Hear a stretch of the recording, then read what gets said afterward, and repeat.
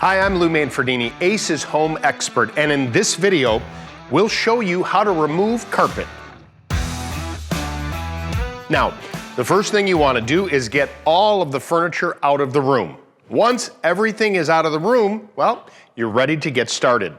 Our Ace handyman is starting in a corner, and as you can see, he's using a pair of pliers to start. That's because underneath the carpet are sharp tack strips that you can easily cut a finger on.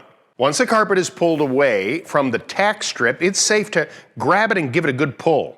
Work it to the shorter side of the room and pull away a couple of feet. Then cut the carpet with a sharp utility knife. Roll the carpet up and tape it right away. This will make getting the carpet out of the room easier and cleaner. Underneath the carpet, you'll find the carpet pad. Now the pad is stapled to the floor and should pull away from the floor quite easily.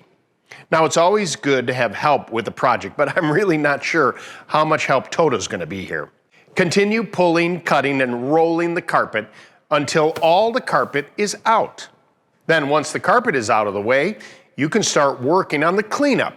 Now it's a good idea to work in one small section at a time. That way it's easier to keep up with what has been cleared and what hasn't.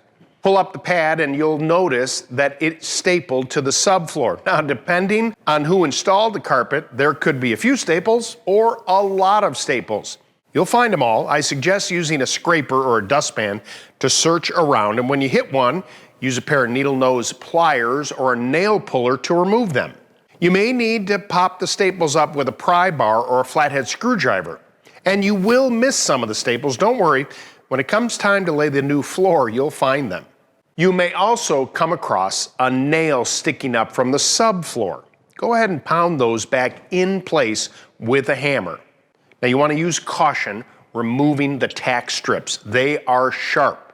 They should come up pretty easily with a pry bar, but pick up the tack strips on the edges away from the tacks and nails.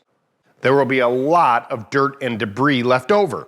Sweep up as much as possible before you move on, and use a wet-dry vacuum to get the floor as clean as possible. Keep working section by section, and pretty soon your subfloor will be ready for your new flooring. Check with your municipality to see how to dispose of the carpet properly. Now, if you'd prefer to have a professional do this dirty job, then contact your local Ace Handyman Services. Coming up next, my video on how to install vinyl plank flooring.